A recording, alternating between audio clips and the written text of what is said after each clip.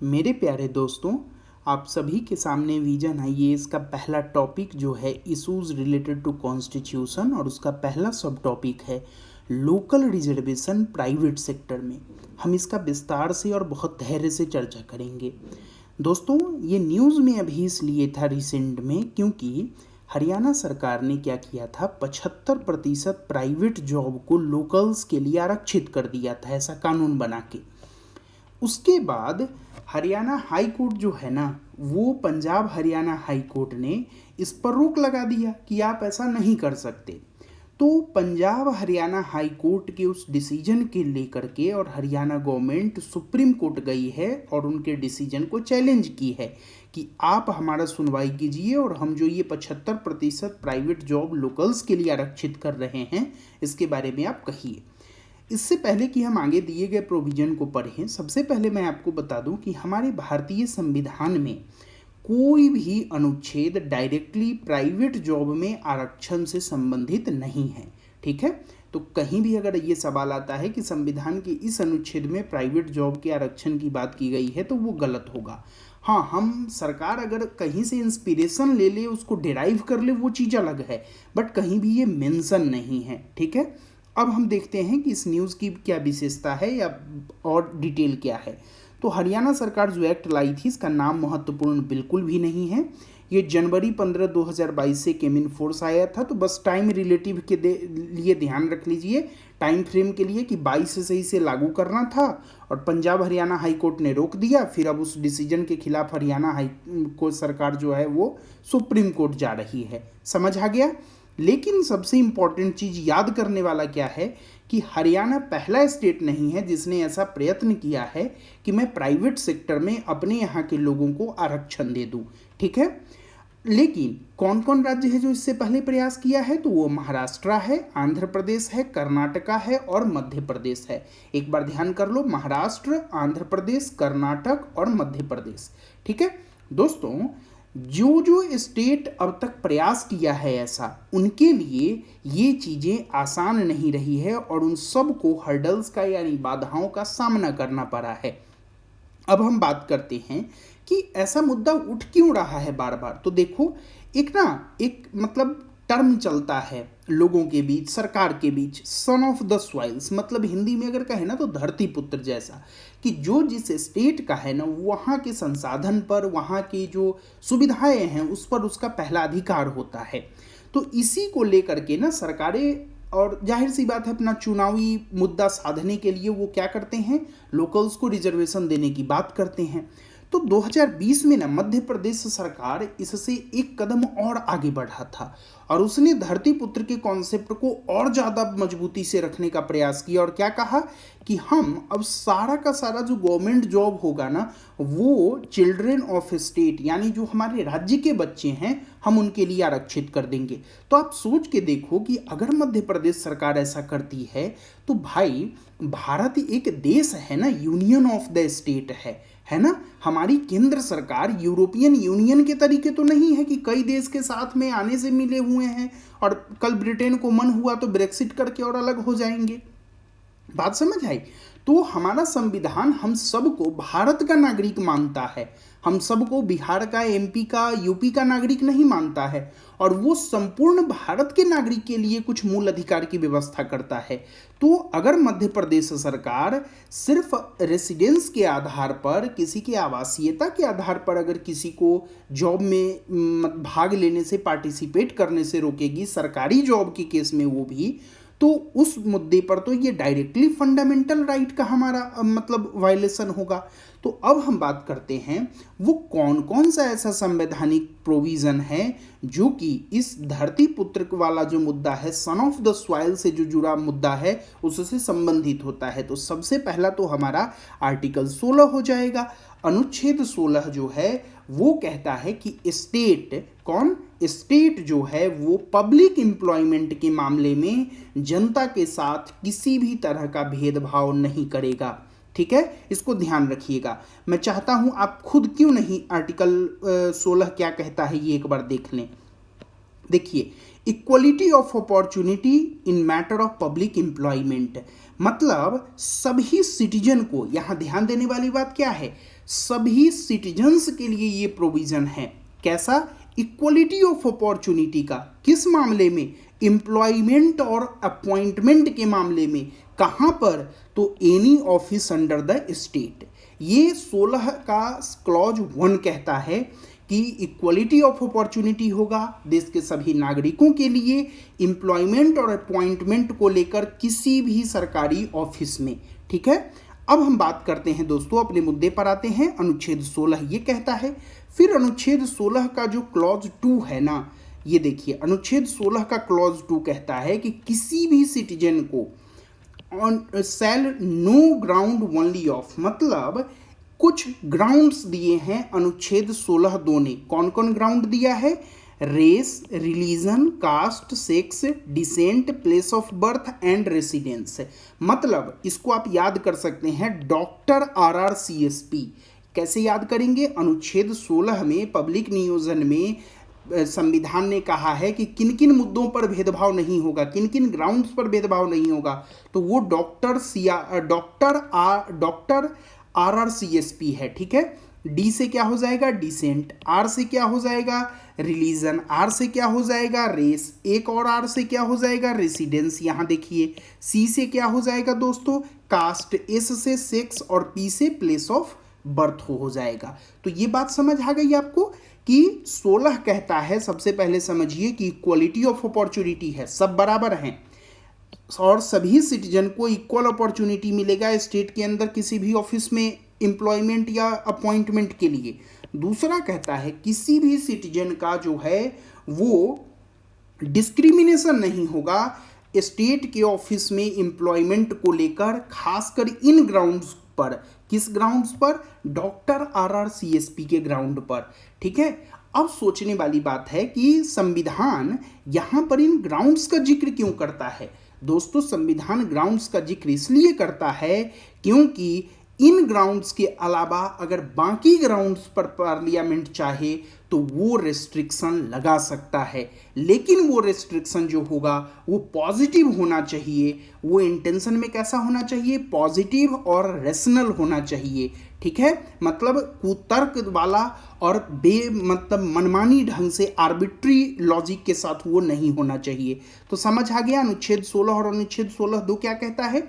हमने देखा कि अनुच्छेद 16(2) में किन प्रोविजन का इस्तेमाल किया गया है? डॉक्टर RRCSP का। लेकिन वहीं जब हम अनुच्छेद 15 पढ़ते हैं ना, तो अनुच्छेद 15 के केस में दोस्तों आप देखेंगे यहाँ पर कि अनुच्छेद 15 के केस में केवल RRCSP का मतलब बात किया गया है। यहाँ कहता है कि स्टेट किसी भी व्यक्ति को डिस्क्रिमिनेट नहीं करेगा, किसी भी सिटीजन को, नॉट व्यक्ति, बेशक बोलने में ही मिस्टेक किया बट इसके लिए सॉरी, स्टेट अपने सिटीजन को डिस्क्रिमिनेट नहीं करेगा केवल और केवल इन ग्राउंड्स पर, RRCSP के ग्राउंड पर, race, caste, sex, place of birth और रिलीजन। ठीक है, ध्यान रखिएगा। यहाँ पर दोस्तों एक और बात आपको 15 से जुड़ा मैं बता दूं कि अनुच्छेद 15 में जो ये रिलीजन दिया हुआ है ना, तो इस हिसाब से तो सोचिए किसी भी सिटीजन को रिलीजन के आधार पर स्टेट डिस्क्रिमिनेट नहीं कर सकता। लेकिन ये राइट जो है ना, ये व्यक्तिगत राइट है, पर्सनल राइट है।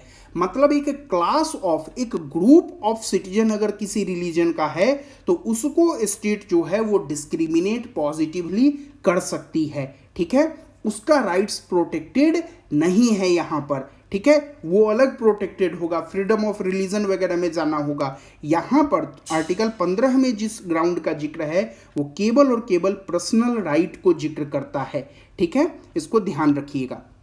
अब हम बात करते हैं कि ये दोनों जो अनुच्छेद का प्रोविज़न है ना, ये बाकी के प्रोविज़न जो संविधान में है कहीं कहीं उससे सप्लीमेंट किया जाता है। जैसे आपको एक एग्जांपल मिल जाएगा, हमारा अनुच्छेद 19 का क्लॉज 1 का सब क्लॉज जी, ये क्या कहता है? ये कहता है कि हम भारत का नागरिक होने के नाते कहीं भी जा कर के और अपना ट्रेड, प्रैक्टिस जो है, प्रोफेशन वो कर सकते हैं। ठीक है, तो इसको ध्यान रखिएगा। लेकिन ये आपका कंप्लीट और एब्सोल्यूट नहीं है।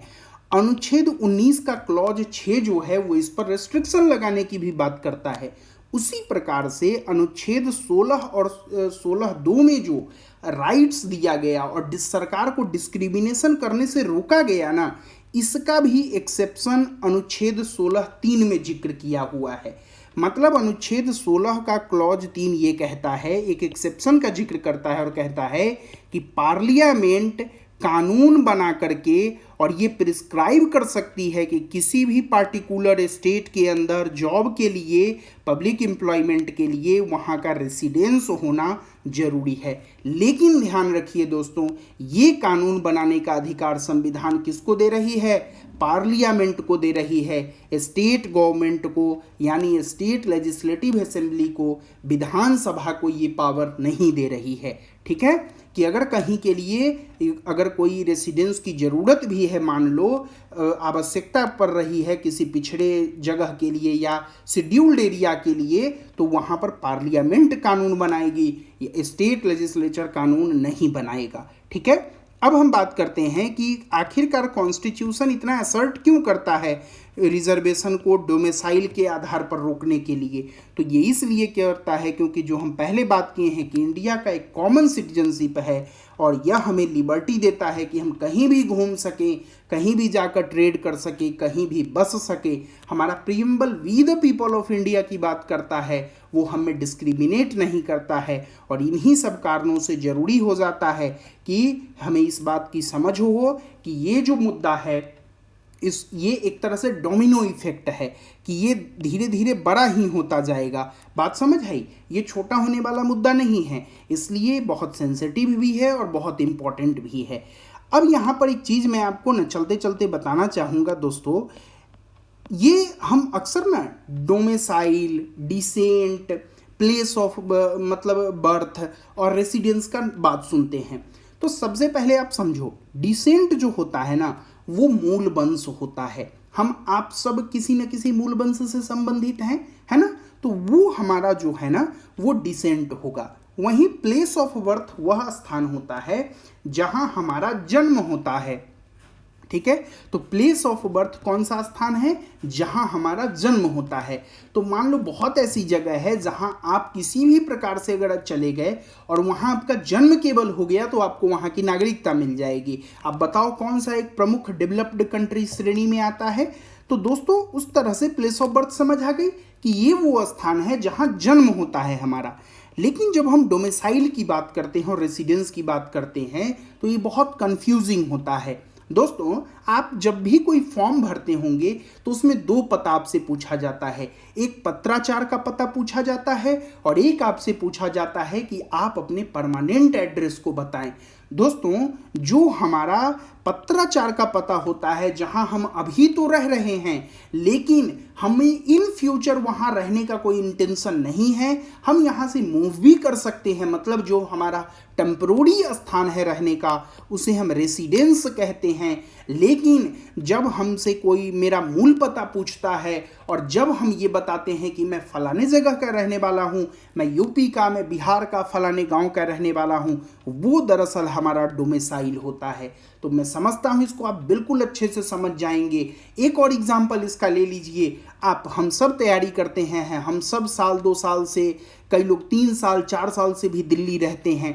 तो दिल्ली में अगर आप 3 साल से हैं तो आप सोच के देखिए, आप घर पर तो नहीं है ना 2 साल या 1 साल या 3 साल से, लेकिन उस परिस्थिति में दिल्ली आपका रेसिडेंस होगा, डोमिसाइल नहीं होगा। डोमिसाइल आपसे जब भी कोई पूछेगा भाई तुम कहाँ से हो, तो आप उस समय उसको ये नहीं कहिएगा कि मैं फलाने जगह ओल्ड राजेंद्र नगर या मुखर्जी नगर से हूँ। आप तुरंत कहेंगे कि अरे भाई मैं पटना से हूँ, मैं भोपाल से हूँ, मैं इंदौर से हूँ।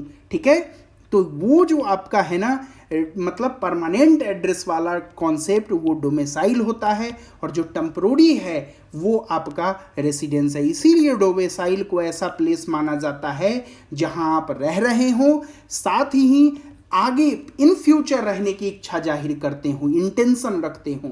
ठीक है, तो हम बेशक हम अभी परमानेंट एड्रेस पर नहीं हैं, लेकिन हमारा कहीं ना कहीं आंतरिक इच्छा जरूर है कि हम वहाँ जाके रहेंगे। ठीक है, एक चीज़ और ध्यान रखिएगा, आपका रेसिडेंस जो है ना वो हो सकता है 1 जगह 2 जगह अलग अलग जगह पर।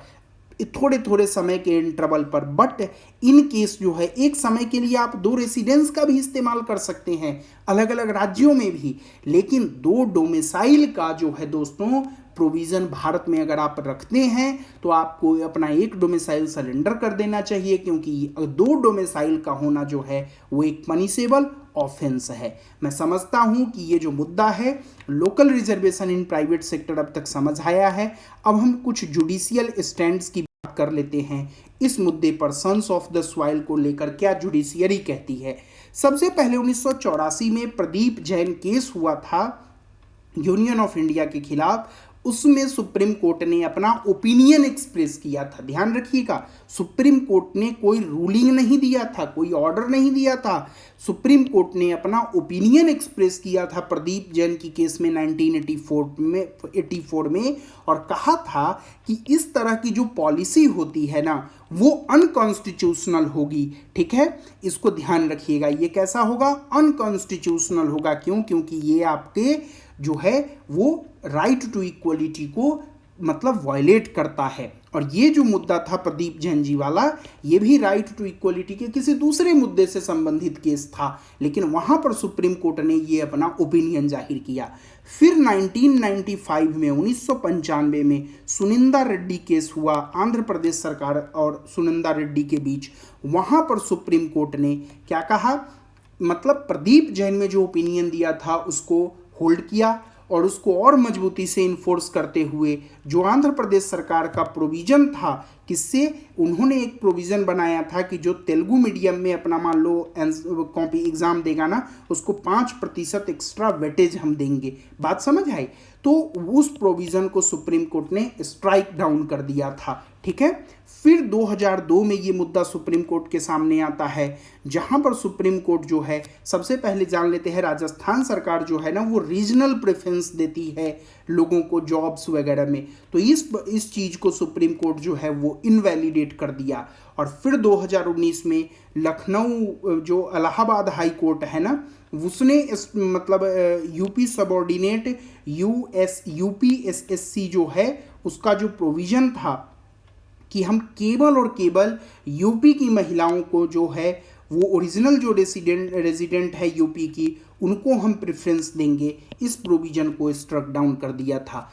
अब यहाँ पर आपका दिमाग का तुरंत घंटी बजा होगा कि अगर यूपी में ये प्रोविज़न ख़त्म कर दिया गया कि महिलाओं को जो है वो वरीयता देने का, तो बिहार में कैसे मतलब ये महिलाओं वाला केस लागू है? तो दोस्तों आप यहाँ ध्यान रखिए, यूपी में प्रेफरेंस किनको दिया गया था? Original resident of UP alone को दिया गया था। दूसरा एक चीज़ और बताऊं, बिहार का जो महिलाओं का आरक्षण है उसे हम हॉरिजेंटल यानी क्षैतिज आरक्षण कहते हैं। क्षैतिज आरक्षण का दोस्तों मतलब है वो कोटा विद इन कोटा है। एससी का जितना सीट होगा उसके अंदर महिलाओं के लिए मतलब वो सीट आरक्षित होगा और उसमें एससी महिलाएं ही जाएंगी। उसी तरह से ईडब्ल्यूएस में ईडब्ल्यूएस महिला जाएंगी। जनरल में फिर वो अनरिजर्व्ड सब केवल और केवल महिला के लिए है। साथ ही अनरिजर्व्ड महिला में दूसरे राज्य की महिला भी जो है वो लाभ ले सकती है। तो इसलिए सरकार यहाँ पर डोमिसाइल के आधार पर जो है वो डिफ्रेंसिएशन नहीं कर रहा। और जब तक सरकार डोमिसाइल के आधार पर डिफ्रेंसिएशन नहीं कर रही है, एक वीकर सेक्शन को उठाने के लिए काम कर रही है, तो वो सरकार के द्वारा किया जा रहा अफर्मेटिव एक्शन पॉजिटिव डिस्क्रिमिनेशन माना जाएगा और वहाँ पर उसको आप चैलेंज नहीं कर सकते, वो कॉन्स्टिट्यूशनली वैलिड भी होगा। ठीक है, मैं उम्मीद करता हूँ कि आपको ये छोटा सा सेशन पसंद आया होगा। मैं अभी एक छोटा सा वीडियो इसलिए जान के डाल रहा हूँ, पहले सोचा था पूरा पढ़ा दूंगा, फिर वो बोरिंग हो जाता है, तो मैं एक प्लेलिस्ट बना दूंगा और बहुत छोटे छोटे सेगमेंट में हम पूरा पीटी 365 बहुत सुंदरता से ऐसे ही मूल संविधान के साथ पढ़ते हुए और ख़त्म कर देंगे। उम्मीद करता हूँ आप इसे लाइक करेंगे। मिलते हैं अगले लेसन में। धन्यवाद।